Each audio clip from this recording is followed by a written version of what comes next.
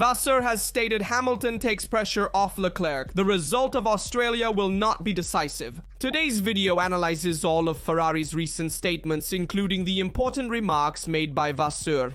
Let's see how the work on the simulator is progressing after collecting the data from Bahrain.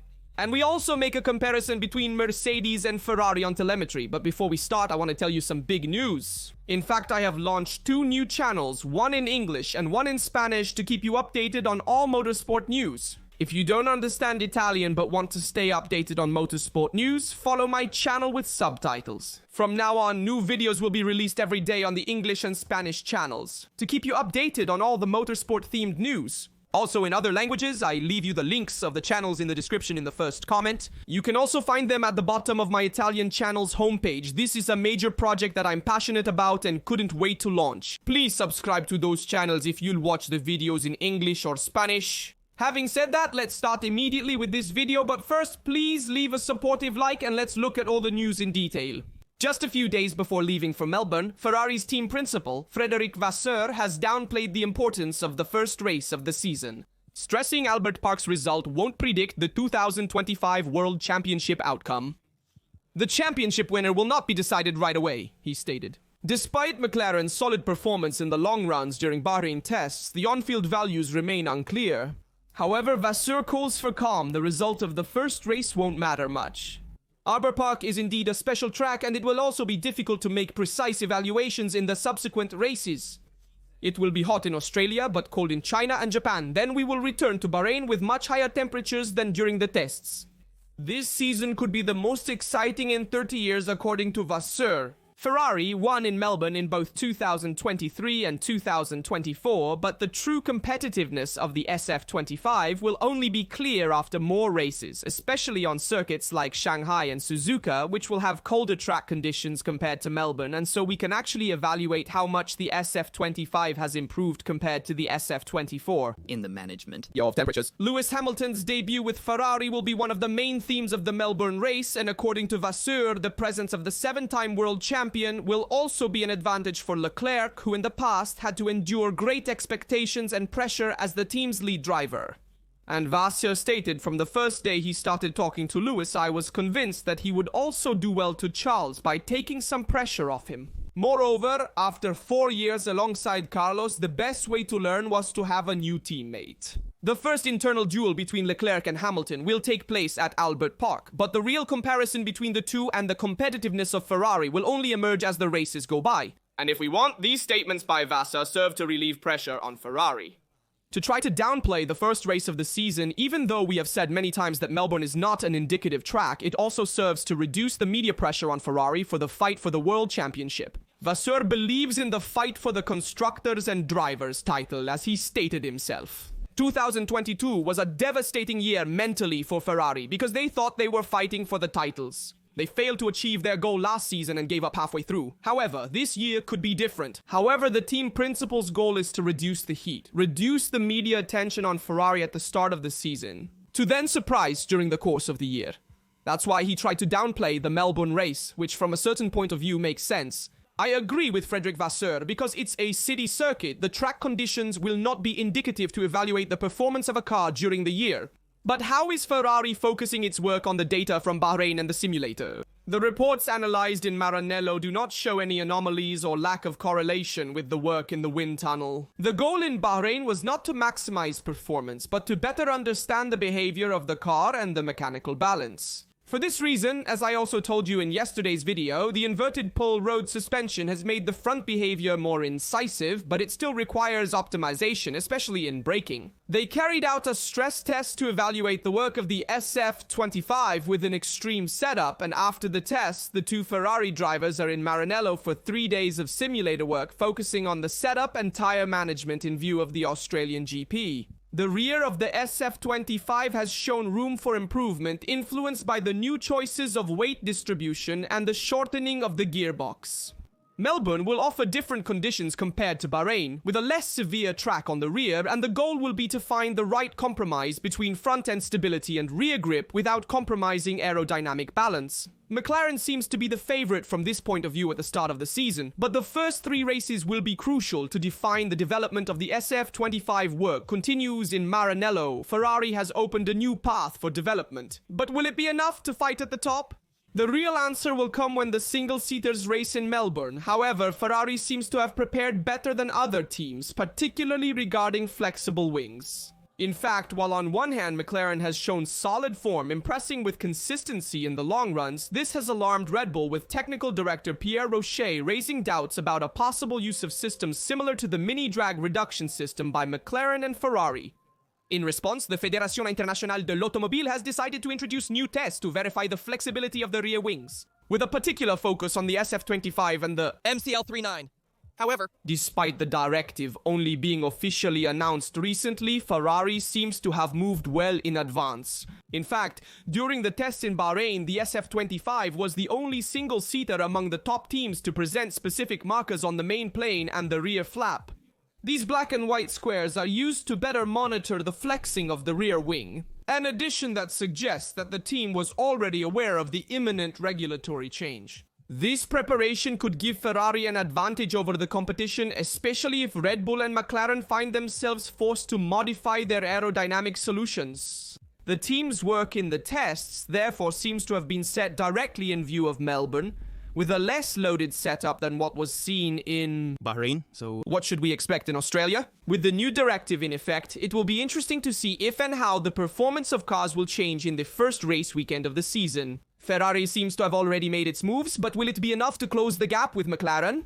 The real question is whether Red Bull's accusation made by Pierre Rocher holds up against Ferrari, since the mini-drag reduction system is not present. In fact, Ferrari had already prepared earlier on the flexing of the wings, placing specific markers modified compared to last year to better verify the flexibility of the wing. Falling within the parameters granted by the Fédération Internationale de l'Automobile, the accusation from Red Bull does not exist, and Ferrari, while preparing for Australia, has organized a new event today, Thursday, in Milan on March 6th, which is an event in collaboration with UniCredit. and yes, Ferrari fans gather at the driver's presentation by UniCredit in Milan's Piazza Castello before the team heads to Australia. Leclerc will drive the SF90, the car he won his first F1 races with in 2019 at Spa and Monza, while Hamilton will pilot an SF21 during this special event.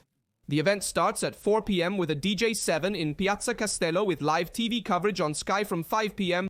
3 iconic single-seaters will also be on display. The car used for the 2025 liveries presentation in London, the F2004 with which Michael Schumacher won his 5th Ferrari title, and the 248 F1 from 2006, the last F1 car driven by the German champion.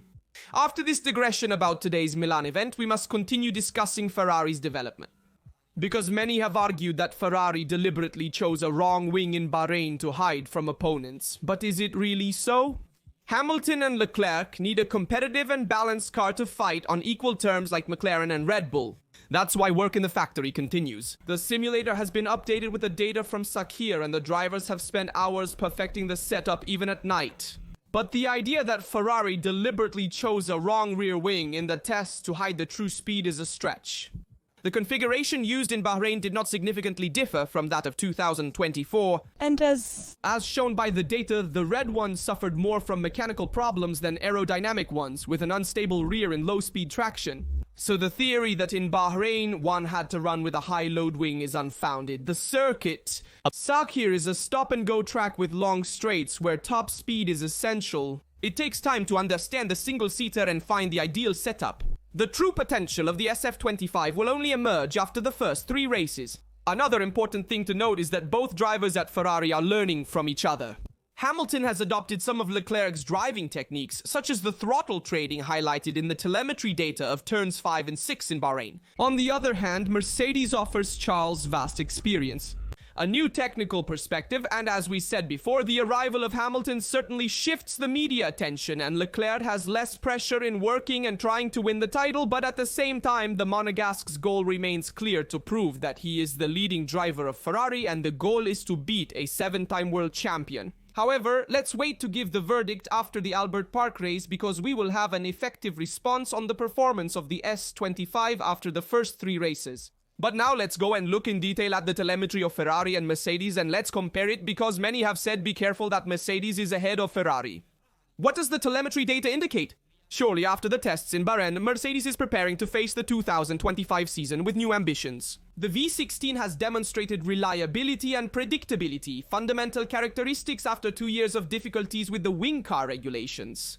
Despite the general uncertainty about the real value of the single-seater, the Brackley team has set a clear goal: to double the number of victories compared to 2024, aiming to cross the finish line first at least 8 times during the season. In short, the information gathered in Bahrain has confirmed the goodness of the V16 project with a more stable behavior and a better understanding of the single-seater compared to previous years.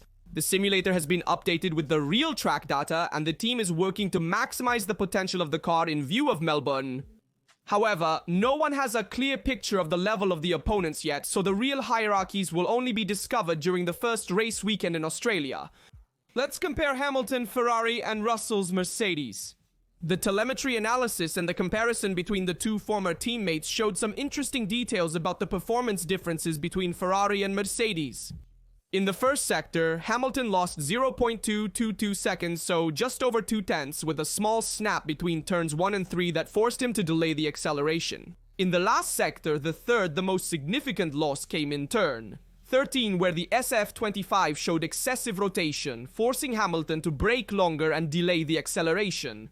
This caused a loss of speed on the straights and following ones. Also note the top speed. Russell reached higher speeds, a sign that the Mercedes V16 might have excellent aerodynamic efficiency. Based on test results, Ferrari and Mercedes appear to be on par with each other. But who will be able to improve their weak points faster? Melbourne will be the first real test to see who can challenge McLaren and Red Bull in the fight for victory. The first comparison between Ferrari and Mercedes shows us that they are similar in performance but behave differently. Ferrari appears less mature but has greater development potential than Mercedes. But what did Antonelli say about his first race and his season debut? The young Italian talent completed 226 laps, ranking among the drivers with the most mileage and showing good performance without any significant errors. It's an encouraging start to his debut season in the circus. The Bolognese driver maintains a practical attitude and has stated, "I don't feel like Hamilton's replacement, I just feel like a Mercedes Formula driver." 1. It's a great opportunity, but also a great responsibility, racing for a top team with high expectations. His entry into Formula 1 was rapid. Just 4 years ago, he was karting. Kimi never thought he would reach the pinnacle of motorsport so quickly. We remember Antonelli already had a taste of Formula 1 in the FP1 of Monza in 2024 in a session where he made a mistake at the parabolic, which then forced him to skip the entire FP1 because he went to the wall, but still managed to do other positive sessions always in 2024 for the 2025 season. So his priority will be to avoid missteps that can slow down his growth path. In fact, he said, "I want to start with a good pace and build on that." I don't want to make a big mistake as recovery becomes more difficult. The mentality will remain the same. Hit the track to win, but with caution. So Kimi will start with his first race in Australia without exaggerating, and this is right for a rookie because it's important not to make mistakes that can damage the car, affect the budget cap, and then that also compromise the development of the car, because we know that the budget cap is set at $140 million a year for each team, and in the past we have seen several rookies who have lost their place, not so much because they didn't have talent, but more because they made too many mistakes, and we don't want to see this with Kimi. Of course, he will have to try to push the limit and try to be up there fighting with Russell, but at the same time he will have to play as a team player. I'm interested to hear the statistic about Red Bull, Adrian Newey, and Max Verstappen. In Formula 1 history, Adrian Newey is the most successful technician ever, with 14 drivers and 12 constructors titles from 1990 to today. His designs have allowed 7 drivers to become world champions, but only Alain Prost able to win even without the British genius. Now the question is, will Max Verstappen also be able to do it? 7 drivers have won at least one title with Ryan Newey's single-seaters. Nigel Mansell in 1992, Alain Prost in 1993, Damon Hill in 1996, and Jacques Villeneuve in 1997, all with Williams. Mick Harkin in 98-99 with McLaren. Sebastian Vettel from 2010 to 2013, and Max Verstappen from 2021 to 2024, both with Red Bull. Of these, only Prost also won without Newey, winning 3 titles with McLaren between 1985 and 1989. All the others, once they left the single-seaters signed by the British engineer, were no longer able to become world champions. So the real question is, can Verstappen break this curse? After 4 consecutive titles with Red Bull, Verstappen will face 2025 with the first single-seater of his career completely devoid of Newey's ideas. Will he be able to win a world championship without the British technical genius? Certainly, unlike the other drivers mentioned before, Max is in the prime of his career and still has several seasons to prove he can win regardless of the designer's ability. If Red Bull loses ground, Verstappen could face the same situation as Hill, Villeneuve and Hakkinen. A very strong driver, but without the right car to continue dominating. That's why 2025 will be the first real test if Verstappen will win even without Newey and will enter a very narrow category alongside Prost. And if Verstappen doesn't win this year and Red Bull proves to be declining, well, the Dutch driver might consider changing teams, going to Aston Martin or Mercedes, which are the 2 most likely options. To conclude, I also want to discuss the new tires Pirelli presented for the season's first races. The first 5 races of the 2005 World Championship have already introduced the tires that will be used on the track. For the Australian GP, the softer C3, C4, C5 compounds will be used. Shanghai will have medium C2, C3, C4 tires. Japan and Bahrain will use the hardest C1, C2, C3 choice. Saudi Arabia's Jeddah race will feature the C3, C4, C5 tires. For the first time, softer tires will be used in Jeddah. In fact, Mario Gisola justifies the choice of Jeddah based on last year's race. With a softer range, we want to favor more varied strategies between 1 and 2 pit stops. Tell me your opinion on all the topics we covered in the video. Remember to like, subscribe, and turn on notifications to catch all the new videos on this channel. Every day I keep you updated on all the Formula 1 news and specifically on Ferrari related topics. Links to the international channels will be in the description of the first comment. We began with English, Spanish, but then we will also add German, French, Portuguese and other international languages. Please subscribe to support this new project. Check out other related videos. See you in the next video.